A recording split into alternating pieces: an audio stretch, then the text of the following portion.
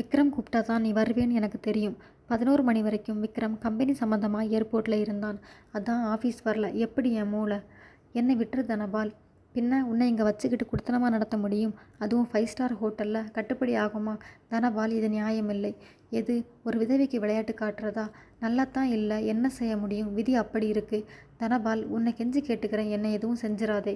அப்போ இப்படி செய்யலாமா? உன்னை நான் வச்சுக்கிறேன், அப்பப்போ வந்து போகிறேன், நிறைய பணமும் தரேன். சரின்னு சொல்லு. இங்கே வச்சு தொடங்க வேணாம், நம்ம வீட்டில் வச்சுக்கலாம். எப்படி வசதி? தெருப்பொறுக்கி நாயே, சிரித்தான் தனபால். இதை பாரம்மா, உன் பாச்சா இங்கே பலிக்காது. மரியாதையா எனக்கு கட்டுப்படு. ஸ்ருதி மிரண்டு போய் அவனை பார்த்தாள். மெல்ல அவளை நோக்கி வரத் தொடங்கினான் தனபால். வேண்டாம் தனபால், ப்ளீஸ், என்னை விட்டுரு. ஒரு குழந்தைக்கு நான் தாய். என்னை நீ தீண்டினா பாவம், அதை செய்யாதே. கொஞ்ச நேரத்துக்கு நானும் குழந்தையா இருக்கனே. குழந்தை செய்கிறதெல்லாம் நானும் செய்ய போறேன். வேகமாக அவளை நெருங்கி கொண்டிருந்தான். அவசரமாக பின்னுக்கு நகர்ந்து கொண்டே வந்த ஸ்ருதி பாத்ரூம் கதவில் மோத லேசாக திறந்திருந்த அது சடாரண பிளந்து கொள்ள பேலன்ஸ் தவறி அப்படியே மல்லாந்து விழுந்தாள். பின்னந்தலை தரையில் வேகமாக மோதிவிட கண்களை இருட்டியது. அடுத்த நொடியே மயக்கமாகிவிட்டாள் ஸ்ருதி. எத்தனை நேரம் அங்கே கிடந்தாள்? என்ன நடந்தது? எதுவும் அவளுக்கு தெரியவில்லை. விழிப்பு வந்தது. பின்னந்தலை வலித்தது. உடம்பு பாரமாக இருந்தது. உடம்பு முழுக்க ஈரத்தை உணர்ந்தாள். எழுந்து உட்கார்ந்தாள். அதே பாத்ரூம், திறந்து கிடந்த கதவு. ஒரு நொடி சகலத்தையும் நினைவில் சேகரித்தாள். அவசரமாக எழுந்தாள். பாத்ரூமில் ஒரு குழாய் சரியாக மூடப்படாததால் அதன் கசிவு பெருகி உடம்பை முழுமையாக நனைத்திருந்தது. தனபால் எங்கே? என்ன நேர்ந்து விட்டது எனக்கு? பாத்ரூமை விட்டு வெளியே வந்தாள். கட்டிலின் மேல் குப்புற கிடந்தான் தனபால். இங்கேதான் இருக்கிறானா? நான் எத்தனை நேரமாக இங்கே கிடக்கிறேன்? ஓடிவிடலாமா இங்கிருந்து? தனபால் உறங்குகிறானா? கட்டிலின் அருகில் வந்தாள். அவனை நெருங்கினாள். அவன் மேல் ஈக்கள்.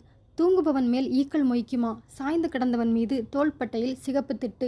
எட்டி பார்த்த ஸ்ருதிக்கு மூஞ்சி நின்றது. தனபாலின் அடிவயிற்றில் ஆழமாக கத்தி பாய்ந்திருக்க படுக்கையில் இரத்த குளம். தனபாலின் நாசிக்கருகில் தன் விரலை கொண்டு போனாள் ஸ்ருதி. சுவாசம் ரத்தாய் இருந்தது. கொலையா? தனபால் கொல்லப்பட்டானா? யார் அவனை கொலை செய்தார்கள்? நான் பாத்ரூமில் விழுந்த பின் யார் வந்தார்கள்? என்ன நடந்தது? உடம்பு ஒரு நொடி ஆடிவிட்டது. மொத்தத்தில் விபரீதம் நிகழ்ந்து விட்டது. நான் இங்கு நிற்பது ஆபத்து. இந்த அறையில் இருந்தவள் நான். என் மேல் பழி சுமத்தப்படலாம். உடனே போய்விடு ஸ்ருதி. அவசரமாக நகர்ந்தவளின் உருவம் கண்ணாடியில் பிரதிபலிக்க மிரண்டாள். உள்ளாடைகள் தெரியும் அளவு உடம்பில் ஈரம். இதோடு எப்படி வெளியே போவது? போய்த்தான் ஆக வேண்டும். கதவை திறந்தாள். காரிடாரின் இருபுறமும் பார்வையே அலைய விட்டாள். யாரும் இல்லை. சட்டென வெளிப்பட்டு லிஃப்டில் நுழைந்து விட்டாள். நேரம் பார்த்தாள் 4:30. 11 மணிக்கு வந்தேன். இடையில் 5 மணி நேரமா நினைவில்லை எனக்கு. ரிசப்ஷனுக்குள் நுழைந்ததும் யாரும் அவளை கவனித்ததாக தெரியவில்லை. வெளியில் வந்து ஆட்டோவை அழைத்து ஏறிக்கொண்டாள். வீட்டு முகவரி சொன்னாள். சாய்ந்து உட்கார்ந்து கொண்டாள். டிரைவர் கூட அவளை கவனித்ததாக தெரியவில்லை. வீட்டு வாசலை ஆட்டோ அடைந்து விட்டது. மீட்டர் பார்த்துவிட்டு பணம் கொடுக்க நினைத்த நிமிடம் மின்சாரம் தீண்டியது அவளை. கைப்பையை ஹோட்டலில் விட்டுவிட்டு வந்தது உச்சந்தலையில் அரைந்தது. விக்ரம் ஒரு மாதிரி தவிப்பில் இருந்தான். ஏற்கனவே அப்பாவிடம் மோதிக்கொண்டது. தொடர்ந்து என்ன முடிவெடுப்பது என்ற கவனம் எல்லாம் அலைக்கழித்தது. ஸ்ருதியிடம் மனவிட்டு சகலமும் பேசிவிடலாம் என்றுதான் காலையில் சீக்கிரமே புறப்பட்டு விட்டான். ஏர்போர்ட் வேலையொன்றை அப்பா தந்துவிட்டதால் தாமதமாகிவிட்டது. ஆஃபீஸில் வந்தால் ஸ்ருதி இல்லை. அப்போதுதான் வெளியே போனாள் என்றான் பியூன். எங்கே போனாள் ஸ்ருதி? மதிய உணவு இடைவேளை வரை அவள் திரும்பவில்லை. உணவு நேரத்தில் கேபினுக்குள் அப்பா வந்தார். அந்த பெங்களூர் டெண்டர் என்னாச்சு விக்ரம்? ரெடியாயிரும் டாடி, ஸ்ருதி டேபிளில் இருக்குது. மறந்துட்டேன். 11 மணிக்கு பெர்மிஷன் சொல்லிட்டு போச்சு அந்த பொண்ணு. 1 மணி நேரத்தில் வரேன்னு சொன்னாலே, வரலையா? எங்கே போகிறதா சொன்னாங்க? பர்சனல்னு சொன்ன பின்னால் எப்படி கேட்க முடியும் விக்ரம்? விக்ரம் பேசவில்லை. அவன் எதிரே வந்து உட்கார்ந்தார் MD. Sorry my dear son. எதுக்கு டாடி? நேற்று நான் பேசினதுக்கு உணர்ச்சி வசப்பட்டு கொஞ்சம் அதிகமாக பேசிட்டேன். நான் சம்பாதிச்சதா இருந்தாலும் அதெல்லாம் யாருக்கு? நான் வாழ்கிறதே உனக்காக தானப்பா. டாடி, ஒரு இளம் விதவை ஸ்ருதி. நீ வாலிபன். வயசு தர சலுகையில் தப்பு நடந்துடக்கூடாதுன்னு கொஞ்சம் அதிகமாக பயந்துட்டேன் நான். என்னை மன்னிச்சிரு ராஜா. உன் விருப்பம் போல் அந்த பெண்ணை உனக்கு செக்ரட்டரியாக வேலை பார்க்கட்டும், ஓகே? சட்டன அப்பாவின் கைகளை பிடித்து கொண்டான் விக்ரம். Thank you daddy. உங்கள் பிள்ளை ஒரு நாளும் வழி தவறி நடக்க மாட்டான். நம்பலாம் நீங்கள். நான் வரேன் விக்ரம். அவர் போய்விட்டார். இதைத்தான் மனவிட்டு ஸ்ருதியுடன் பேச வேண்டும் என்று நினைத்தான். அதற்கு இனி அவசியமில்லை. அப்பாவே உணர்ந்து விட்டார். உணவு இடைவேளை முடிந்து வேலை தொடங்கியும் ஸ்ருதி வரவில்லை. பர்மிஷனில் போனவள் இன்னுமா வராமல் இருப்பாள்? 3 மணிக்கு ஒரு விற்பனை பிரதிநிதி விக்ரம் கேபினுக்குள் நுழைந்தான். உட்காருங்க சுனில். 15 நிமிடங்களுக்கு பிசினஸ் பேசினார்கள். அவன் எழுந்து கொண்டான். காலை 11:20க்கு நம்ம செக்ரட்டரியை ராயல் ரிசப்ஷனில் பார்த்தேன் சார். யார், ஸ்ருதியா? ஆமாம் சார். சரி, நீங்கள் புறப்படுங்க. அவன் போனதும் குழம்பினான் விக்ரம். நட்சத்திர ஹோட்டல் வரவேற்பில் ஸ்ருதிக்கு என்ன வேலை? அனுமதி பெற்று நேராக அங்கேதான் போனாளா? அந்த பகல் நேரம் தனியாக யாரை சந்திக்க போனாள்? தொடர்ந்து வேலை ஓடாமல் தத்தளித்தான் விக்ரம். 5 மணிக்கு ஒரு டெலிஃபோன் அழைப்பு. விக்ரம் ஸ்பீக்கிங். மிஸ்டர் விக்ரம், உங்கள் செக்ரட்டரி ஸ்ருதி ஈரம் சொட்ட சொட்ட படு கவர்ச்சியா ஹோட்டல் ராயலிருந்து கொஞ்சம் முன்னால் தான் வெளியில் ஆட்டோ ஏறினாங்க. தெரியுமா உங்களுக்கு? யார் பேசுறது? எதிர்முனை கட் செய்யப்பட்டது. ஈரத்துடன் படு கவர்ச்சியாக ராயலை விட்டா? எப்படி? ஏன்? என்ன காரணம்? அதனால தான் அலுவலகம் வரவில்லையா? ஒரு ஃபோன் கூட என்னோடு பேச முடியாமல் நட்சத்திர ஹோட்டலில் அப்படி என்ன பிஸி? அங்கு அவளை பார்த்த சாட்சி சுனில். இப்போது ஃபோன் செய்தது யார்? தவித்தான் விக்ரம். தலையை பிடித்து கொண்டு சரிந்தான். நட்சத்திர ஹோட்டலுக்கு தனியாக போகும் பெண் நல்லவளாக இருக்க முடியுமா? ஸ்ருதி நல்ல பெண் இல்லையா? அவசரப்பட்டு நம்பிவிட்டேனா நான்? பலவித எண்ணங்கள் அவனை சித்திரவதை செய்ய மேசையில் தலையை கவிழ்த்து கொண்டான். பக்கத்து வீட்டில் பணம் வாங்கி ஆட்டோவை அனுப்பிவிட்டு வாசலில் நின்றாள். வீட்டு சாவியும் கைப்பையில்தான். ஈர உடையோடு ஒரு மாதிரி கலைந்த தோற்றத்தில் இருந்த அவளை பார்த்து பக்கத்து வீட்டில் உள்ளவர்கள் முகம் சுளித்தார்கள். சாவியை எடுக்க மறுபடியும் ஹோட்டலுக்கா போக முடியும்? நோ, கூடாது. கொலை நடந்த இடம். இந்த நேரம் தகவல் தெரிந்திருக்கலாம். என் கைப்பை அப்பட்டமான சாட்சியம். இன்று இரவோ நாளையோ போலீஸ் கட்டாயம் என்னை தேடி வந்துவிடும். செய்யாத கொலைக்கு பழி சுமக்க போறேன். எதற்கு அங்கு போனாய் என்ற கேள்வி வரும். விக்ரம் போல் பேசி தனபால் ஏமாற்றினான் என்றால் நம்புவார்களா? யார் தனபால் என்ற கேள்வி வரும். கடவுளை, பத்திரிகையிலும் பொது இடங்களிலும் என் பெயர் நாரும். நடுவீதியில் உன் கற்பை ஏலம் விடுறேன். தனபால் விஸ்வரூபமாக சிரித்தான். சாவி இல்லையா? அவளை ஏற இறங்க பார்த்தபடி பக்கத்து வீட்டம்மாள் வந்தாள். கைப்பையே தவற விட்டுட்டேன். உடம்பெல்லாம் ஒரே ஈரமாயிருக்கே. ஆஃபீஸ் பாத்ரூமில் கால் வலிக்கு விழுந்துட்டேன். அந்த அதிர்ச்சியில் அங்கே இருக்க முடியாமல் உடனே புறப்பட்டு வந்தேன்.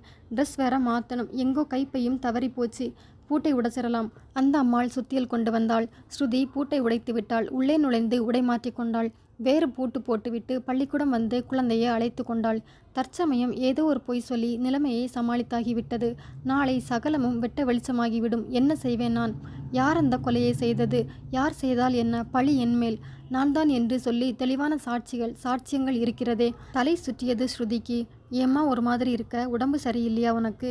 முகவாயே தொட்டு நிமிர்த்தியது குழந்தை. தன்னோடு சேர்த்து கொண்டாள் அதை. கடவுளே, என் குழந்தை அனாதையாகி விடுமே. இவளை விட்டுட்டு நான் எப்படி போவேன்? அலறியாம்மா? அப்பாவை நினைச்சிட்டியா? ஆமாண்டா கண்ணு. எனக்கும் அழுகை வருது. சட்டென தன் துக்கத்தை கட்டுப்படுத்தி கொண்டாள். சிரிக்க முடியாமல் சிரித்தாள். நீ போய் விளையாடுறியா தங்கம்? குழந்தை எழுந்து ஓடிவிட்டது. அசையாமல் உட்கார்ந்திருந்தாள் ஸ்ருதி. இனி எந்த நேரமும் எந்த தகவலும் வரக்கூடும். எதிர்கொள்ளத்தான் வேண்டும். எதையும் மறைக்கக்கூடாது. தனபால் இந்த வீட்டுக்கு வந்தது முதல் இன்று வரை எல்லாம் போலீசிடம் சொல்லிவிட வேண்டும். அவர்கள் நம்ப முடிந்ததால் நம்பட்டும். இல்லையானால் என் விதி போல நடக்கட்டும். அந்த அளவு தீர்மானித்தவுடன் ஒரு தைரியம் வந்துவிட்டது அவளுக்கு. எழுந்து இரவு உணவை தயாரிக்கும் பணியில் ஈடுபடத் தொடங்கினாள். குழந்தை சாப்பிட்டு விட்டு உறங்கியது. அவளும் சாப்பிட்டு விட்டு பாத்திரங்களை சிங்கில் போட்டுவிட்டு கதவு தாழ்பால்களை சரிபார்த்த பின் ஒவ்வொரு விளக்காக அணைத்துவிட்டு படுக்கை இறக்கி வந்தாள். நீல விளக்கை மட்டும் அமைத்து கொண்டு படுக்கையில் சரிந்தாள். உடல் சோர்வு, மனபாரம் எல்லாவுமாக இமைகளை அழுத்த உறக்கம் அவளை விழுங்கத் தொடங்கியது. கதவு தட்டப்படும் சப்தம். 4-5 முறை தடதடக்க ஸ்ருதி மிரண்டு விழித்தாள். கடிகாரம் பார்த்தாள். இரவு 10:30. கதவு மறுபடியும் அதிர்ந்தது. யாரது இந்த நேரத்தில்? போலீஸ் வந்துவிட்டதா? நிச்சயமாக போலீஸாகத்தான் இருக்கும். என் கைப்பை, என்னை ஈரத்துடன் பார்த்த ஹோட்டல் சாட்சிகள். முடிந்துவிட்டது நம் விதி. மறுபடியும் கதவு பலமாக அதிர கூடத்து விளக்கை போட்டுவிட்டு கதவை நெருங்கினாள். எச்சரிக்கை நிமித்தமாக ஜன்னல்களின் கொக்கிகளை விடுவித்து திறக்க வாசலில் போலீஸ் ஜீப் நின்றது. மூச்சு விட மறந்தாள் ஸ்ருதி. நினைத்தது நடந்துவிட்டது. கைகள் நடுங்க கதவை திறந்தாள். வாசலில் மாமனார். நான் தான்மா. மாமா, உன் தந்தி கிடச்சது. உடனே பஸ் பிடிச்சு இப்போ தான் வந்தேன். கான்ஸ்டபிள் நமக்கு தெரிஞ்ச பையன். தற்செயலாக வழியில் பார்த்தேன். கொண்டு போய் விடுறேன்னு ஜீப்பில் கூட்டிகிட்டு வந்தான்மா. தேங்க்ஸ் மாணிக்கம், நீ புறப்படு. ஜீப் விலகியது. அவர் உள்ளே நுழைந்ததும் கதவை தாளிட்டாள் ஸ்ருதி. எப்படிம்மா இருக்க? குழந்தை எப்படி இருக்கு? உங்கள் அப்பாவுக்கு உடம்பு சரியில்லையாமா? அதனால தான் தந்தியா?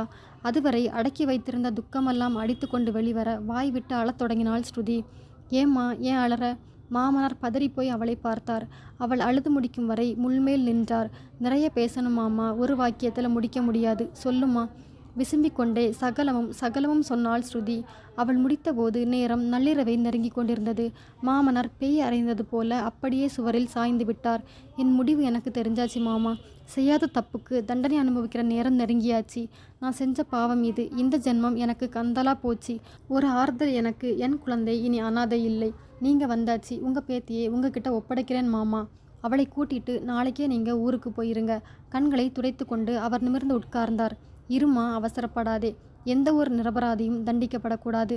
அது நடக்கவும் நடக்காது. ஒரு பாவமும் நீ செய்யல. நீ உத்தமமான பெண். உன்னை தனியாக விட்டுட்டு இனி நான் போக மாட்டேன். என்னை காப்பாற்ற யாராலும் முடியாது மாமா. அப்படி சொல்லாதேம்மா. அந்த ஆண்டவனால் நிச்சயம் முடியும், நம்பு. அவரது சொற்களை ஆமோதிப்பது போல் நள்ளிரவு தேவாலய மணி தூரத்தில் ஒலிக்கத் தொடங்கியது. இரவு முழுவதும் உறங்காமல் தவித்து கொண்டிருந்தான் விக்ரம்.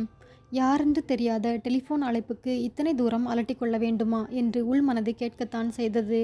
ஆனாலும் நட்சத்திர ஹோட்டலில் ஸ்ருதி. மாலையில் ஈரத்தோடு வெளிப்பட்ட தகவல். காலை வெகு சீக்கிரமே அலுவலகம் வந்துவிட்டான் விக்ரம். இன்று ஸ்ருதி வந்ததும் கேட்டுவிட வேண்டும். சொல்வாளா, எங்கே போனா என்ற கேள்விக்கு பர்சனல் என்று பதில் வந்தால்? எனக்கேன் ஸ்ருதி மேல் இத்தனை ஈடுபாடு? ஒருவேளை அப்பா சொல்வது போல் என்னையும் மீறி மனம் அவளை நாடுகிறதா? அதை சொல்லத் தெரியாத தவிப்பு நீடிக்கிறதா? குழம்பினான். காலை 10 மணி ஆகிவிட்டது. ஸ்ருதி இன்னும் அலுவலகம் வரவில்லை. எந்த தகவலும் இல்லை இதுவரை. ஏன்? 10:30 மணிக்கு பதிவு தபால்கள் வந்தன. கையெழுத்திட்டு வாங்கிய ஆபரேட்டர் விக்ரம் பெயர் போட்ட கடிதங்களை அவன் கேபினுக்கு அனுப்பினான். பெரும்பாலும் அலுவலக தொடர்பானவை. பிரித்து ட்ரேயில் அடுக்கிக் கொண்டிருந்தான். சிவப்பு எழுத்தில் பர்சனல் என பெரிதாக அடிக்கோடிட்டு ஒரு அகலக்கவர். அதை பிரித்தான். உள்ளே மறுபடியும் ஒரு கவர். அதையும் கிழித்தான். அந்த புகைப்படம் நழுவி விழுந்தது. குனிந்து அதை எடுத்தான். பெரிதாக ஒரு புகைப்படம். பார்த்தவன் மிரண்டு விட்டான். கண்களை தேய்த்து கொண்டு பார்த்தான். உடை முழுக்க ஈரம் சொட்ட உடம்போடு அது ஒட்டி உள்ளாடைகள் அப்பட்டமாக தெரிய படு கவர்ச்சியாக ஸ்ருதி நின்று கொண்டிருந்தாள். ஹோட்டல் ராயலின் சொகுசான ரிசப்ஷன் பின்னணி அழகாக தெரிந்தது. திரும்ப திரும்ப பார்த்தான். அதோடு ஆங்கிலத்தில் எலக்ட்ரானிக் டைப்ரைட்டரில் பதிவு செய்யப்பட்ட ஒரு கடிதம். டியர் விக்ரம், நீ மிதமின்றி நம்பிக்கை வைத்திருந்த ஸ்ருதி நல்ல பெண் அல்ல. பணத்துக்காக உடலை விற்று பிழைக்கும் ஒரு வேசி. தொடர்ந்து உன்னிடம் அந்த பெண் வேலை பார்த்தால் உன் கௌரவம் சின்ன பின்னமாகும். அவளை வெளியே அனுப்பி உன்னை காப்பாற்றிக்கொள். இப்படிக்கு தோழன். 4-5 முறை கடிதத்தை படித்தான். யார் இதை அனுப்பியது? யாராக இருந்தால் என்ன? தெளிவான சாட்சியோடு வந்த கடிதம். நட்சத்திர ஹோட்டலில் ஈரம் சொட்ட ஸ்ருதி ஏன் நிற்க வேண்டும்? இன்டர்காம் ஒலித்தது. எடுத்தான். விக்ரம், என் ரூமுக்கு நீ கொஞ்சம் வர முடியுமா தம்பி? அப்பாதான். வரேன் டாடி. எழுந்தான். புகைப்படத்தை தன் டிராவில் வைத்து பூட்டிவிட்டு புறப்பட்டான். எம்டியின் கேபினுக்குள் நுழைந்தான். உட்காரு விக்ரம், உன்கிட்ட கொஞ்சம் பர்சனலாக பேசணும். சொல்லுங்க டாடி. இன்னைக்கு பதிவு தபாலில் எனக்கு ஒரு கடிதமும் ஃபோட்டோவும் வந்திருக்கு. தயங்கி தயங்கி சொன்னார். விக்ரம் அதிர்ச்சியுடன் நிமிர்ந்தான். உங்களுக்குமா? அப்படின்னா உனக்கும் வந்திருக்கா விக்ரம்? சுதாரித்து கொண்டு விட்டான். எனக்கு எதுவும் வரல. என்ன லெட்டர் அது? எம்டி எடுத்து போட்டார். அதே மாதிரி ஒரு புகைப்பட பிரதி, கடித நகல். இதை நம்பணும்னு நான் சொல்லலை விக்ரம். ஆனால் நம்ம சுனில் அந்த ஹோட்டலில் வச்சு ஸ்ருதியை பார்த்துருக்கான். இப்போ ஃபோட்டோ அவள் அங்கே போனது நிஜம். என்கிட்ட பர்மிஷன் கேட்டுட்டு போயிருக்காளே. விக்ரம் மௌனமாக இருந்தான். நீ ரொம்பவும் நம்பின. மதிச்ச ஒரு பெண்ணோட பேர் இப்படியெல்லாம் அடிபடுறது கஷ்டம் இல்லையா? நான் எந்த முடிவும் எடுக்க போகிறதில்லை. ஆனால் நம்ம நிறுவனத்தோட கௌரவத்தில் உனக்கும் பங்கு உண்டுன்னு நினைக்கிறேன் விக்ரம். நிமிர்ந்தான் சடாரண. நாளைக்கு இது உன் கம்பெனி. நான் விலகிற நாள் ரொம்ப தூரத்தில் இல்லை. இதில் வர மதிப்பு, அவமானம் அத்தனையும் உன் தலையில். நீ முடிவெடு விக்ரம். விக்ரம் எழுந்து விட்டான். என்னப்பா பேசலை? வந்து சொல்கிறேன் டாடி பதிலை. சடாரண வெளிப்பட்டான். தன் கேபினுக்குள் நுழைந்து விட்டான். ஆப்ரேட்டரை அழைத்தான். கடிதத்தை டிக்டேட் செய்ய தொடங்கினான். எழுதி கொண்டிருக்கும் போதே ஆப்ரேட்டர் அதிர்ந்தார். இந்த கம்பெனியின் பாரம்பரிய பெருமையை சிதைக்கும் எந்த ஒரு நபரையும் கம்பெனி சகித்து கொள்ளாது. உங்களால் எங்களுக்கு ஏற்பட்ட அநீதியை பொறுத்து கொள்ள இயலாது. எனவே இந்த நிமிடம் முதல் உங்கள் பதவி நீக்கம் அமலுக்கு வருகிறது. உங்களது கணக்கை சரி செய்து கொண்டு விலகலாம். உத்தரவுப்படி கையெழுத்திட்டான். பியூன் உள்ளே வந்தான். சார், செக்ரட்டரி ஆஃபீஸ்க்கு வந்துட்டாங்க. வர சொல்லு. ஆப்ரேட்டர் விலக ஸ்ருதி உள்ளே நுழைந்தாள். ஏறெடுத்து பார்த்தான் விக்ரம். ஸ்ருதியின் முகம் முதல் நாளெல்லாம் அழுததால் வீங்கி இருந்தது. பேயறைந்த தினசில் இருந்தாள் ஸ்ருதி. உட்காருங்க. இருக்கட்டும் சார், நான் இன்னைக்கு டியூட்டியில் இல்லை. லீவு சொல்லத்தான் வந்தேன். உங்ககிட்ட கொஞ்சம் நான் பர்சனலாக பேசணும். நமக்குள்ள பர்சனல் என்ன இருக்குது? இனிமே எதுக்குமே என் அனுமதி உங்களுக்கு தேவையில்லை. சார், இதை பிடிங்க. அந்த கடிதத்தை தந்தான். வேலை நீக்க உத்தரவை படித்த ஸ்ருதி நிலைகுலைந்து போய் அவனை பார்த்தாள். மௌனமாக இருந்தாள். நீங்க போகலாம். சார், இதுக்கு காரணம் என்னன்னு நான் தெரிஞ்சுக்கலாமா? சடாரண அந்த புகைப்படத்தை எடுத்து மேஜையில் போட்டான் விக்ரம். இதுதான் காரணம். இப்படிப்பட்ட உங்களை எப்படி நான் தொடர்ந்து ஆதரிக்க முடியும்? உங்களுக்காக பறிஞ்சு பேசி பெத்த தகப்பனையே தூக்கி எறிஞ்ச என் முகத்தில் கறி பூசிட்டீங்களே ஸ்ருதி. என்ன நியாயம் இது? கம்பீரமாக நின்னனா அப்பா முன்னால் இப்போ தலை குனிஞ்சு நிற்கிறேன். காரணம் நீங்க. புகைப்படம் பார்த்தாள். அதிலிருந்த கடிதம் படித்தாள். உடம்பு நடுங்கிவிட்டது ஸ்ருதிக்கு. ஆவேசமாக புரிந்து கொண்டிருந்த விக்ரம் சட்டென குரலை இறக்கி கொண்டான். சொல்லுங்க ஸ்ருதி, என்ன பதில் எனக்கு? இனிமே எதை சொல்லியும் பயனில்லை. நிறைய பேச வந்தேன். மௌனமாக திரும்புகிறேன்.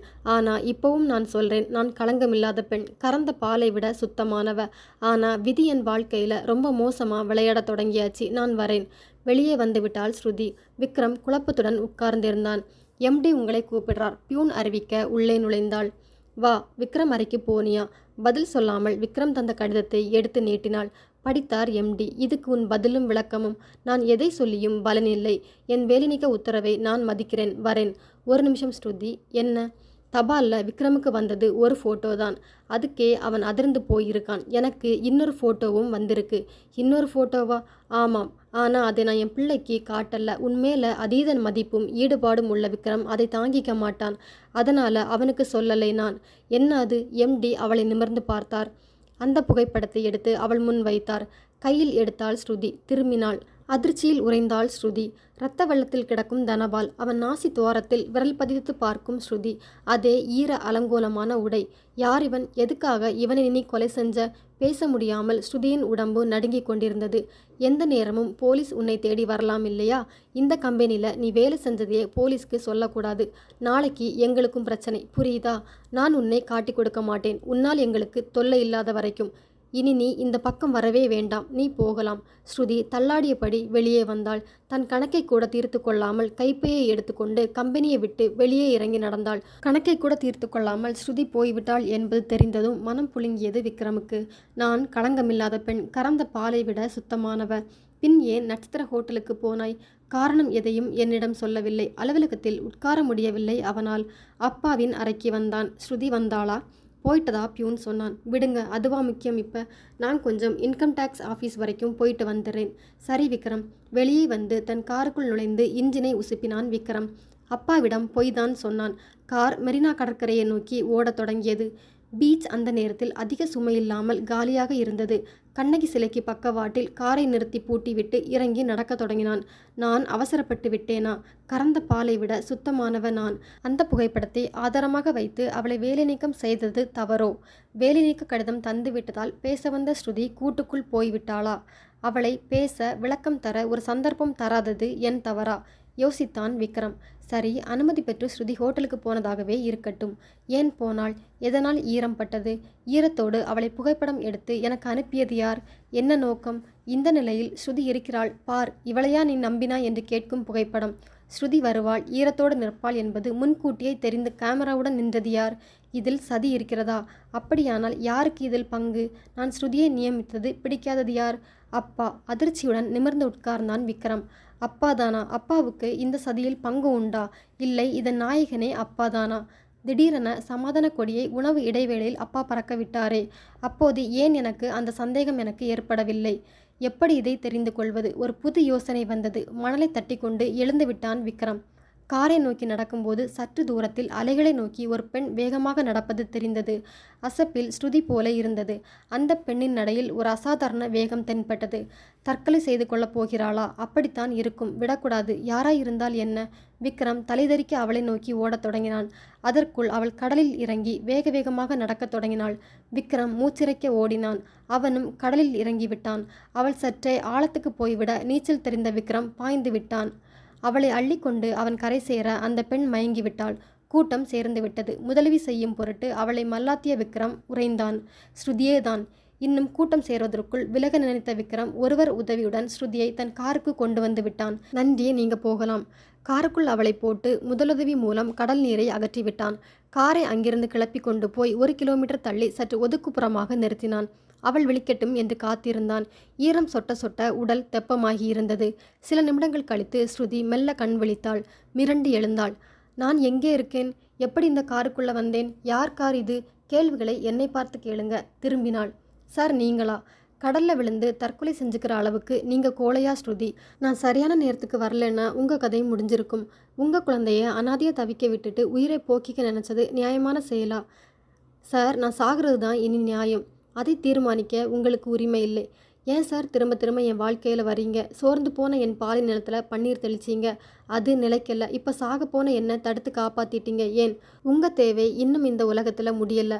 வண்டியை காஃபி ஷாப் விடட்டா? காஃபி சாப்பிட்டுட்டே பேசலாம். இனி பேச எதுவும் இல்லை சார். இல்லை ஸ்ருதி, நிறைய இருக்குது. நானே ஃபோட்டோ பார்த்து உணர்ச்சி வசப்பட்டு உங்களை வேலையை விட்டு நிறுத்தி இருக்கக்கூடாது. நீங்கள் தற்கொலை முடிவுக்கு வந்ததுக்கே என் அலட்சிய போக்குதான் காரணமாக இருந்த நானே உங்களை காப்பாற்றிட்டேன். Thank God. வண்டியை டிரைவ் செய்தான். காஃபி ஷாப்புக்குள் நுழைத்தான். சூடான தேநீருக்கு உத்தரவிட்டான். திரும்பி அவளை பார்த்தான். இப்போ சொல்லுங்க, என்ன நடந்தது? ஏன் அந்த ஹோட்டலுக்கு போனீங்க? கடல்ல விழுந்த என்னை நீங்கள் காப்பாத்தினீங்க. 2 பேரும் ஈரம் சொட்ட சொட்ட நிற்கிறோம். இது புகைப்படமாகி வெளிப்பட்டா பின்னணியில் நடந்தது யாருக்கு சார் தெரியும்? கடற்கரையில் காதல் விளையாட்டுன்னு ஒருவர் சொன்னால் அதுதானே சரின்னு படும். சட்டென அறைந்தது போல் நிமிர்ந்தான் விக்ரம். நிஜம்தான் ஸ்ருதி, நான் உங்களை பூரணமாக நம்புகிறேன். இப்போ சொல்லுங்க. ட்ரே இணைக்கப்பட்டு தேநீர் வைக்கப்பட்டது. ஸ்ருதி சொல்லத் தொடங்கினாள். சகலமும் ஒன்றுவிடாமல் அவனிடம் சொல்லி முடித்தாள். அவன் அசையவே இல்லை. நான் இப்போ ஒரு கொலைகாரி. அதுக்கான ஆதாரம் புகைப்பட ரூபத்தில் உங்கள் அப்பா கையில் இருக்குது. நீங்களும் என்னை விலக்கியாச்சு.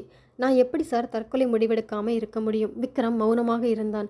எப்படியும் எனக்கு தூக்குதான். நாளைக்கே செய்தி பத்திரிகையில் வெளியாகி நான் சந்திச்சிருக்கிறதே நானே பார்க்கணுமா? தாங்குமா சார்? இருங்க. தனபால் நேத்திக்கு மத்தியானம் ஏதோ ஒரு சமயத்தில் கொலை செய்யப்பட்டிருக்கான். அது உங்களையும் தொடர்பு படுத்தி புகைப்படமாக மாறி இருக்கு. உங்கள் கைப்பே அங்கே மாட்டி இருக்கு. ஆமாம். போலீஸ் ஏன் இன்னும் உங்களை தேடி வரல? இன்னும் 24 மணி நேரம் முழுசாக ஆகலையே சார். கண்டுபிடிச்சிருக்க மாட்டாங்க அந்த கொலையை. நீங்கள் நினைவு தவறி பாத்ரூமில் விழுந்த நேரம் சுமார் எப்போ? 12க்குள்ள. ஸ்டார் ஹோட்டலில் சாதாரணமாக செக் அவுட் நேரம் 12 தான். சரி, நேற்று அது கடந்தாச்சு. இன்னைக்கு இப்போ என்ன நேரம்? பார்த்தான். 1 மணி நெருங்கி கொண்டிருந்தது. நிச்சயம் இந்த நேரம் அந்த ஹோட்டலில் ஒரு பரபரப்பு உண்டாகியிருக்கணும். முன்னால் உண்டாகியிருந்தா போலீஸ் உங்களை தேடி வந்திருக்கும். அதனால் வாங்க இப்போவே பார்த்துடலாம். எங்கே? ஹோட்டலுக்கா? நானா? நீங்கள் காருக்குள்ளே இருங்க. ஷட்டர் இறக்கி உங்களை வெளியுலகம் பார்க்காதபடி நான் செய்கிறேன். எனக்கு நிறைய சந்தேகம் இருக்குது இதில். என்ன சார் அது? சொல்கிறேன், இப்போ போகலாம் 2 பேரும். என்ன அந்த ரூம் நம்பர்? 57, 2வது மாடி. கார் ஹோட்டல் ராயலை நெருங்கியது. அதன் வாசலில் காரை நிறுத்தி கருப்பு ஷட்டர் இறக்கி பூட்டிவிட்டு உள்நோக்கி நிதானமாக நடக்கத் தொடங்கினான் விக்ரம். ரிசப்ஷனை அணுகிவிட்டான். எந்த பரபரப்பும் தென்படவில்லை. ரூம் நம்பர் 57 எந்த ஃப்ளோர்? சின்ன குரலில் கேட்டான். 2வது சார். லிஃப்டில் நுழைந்து வெகு நிதானமாக உயர்ந்தான்.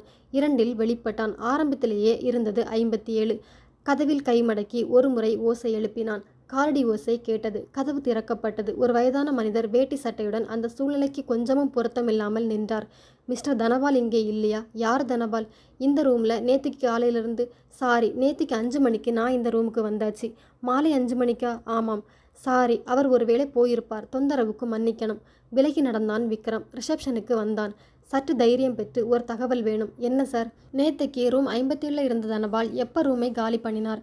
பார்த்து சொல்கிறேன் சார். அவன் ரெஜிஸ்டரை புரட்டினான். பார்த்தான். சரியாக 1 மணிக்கு செக் அவுட் ஆயாச்சு.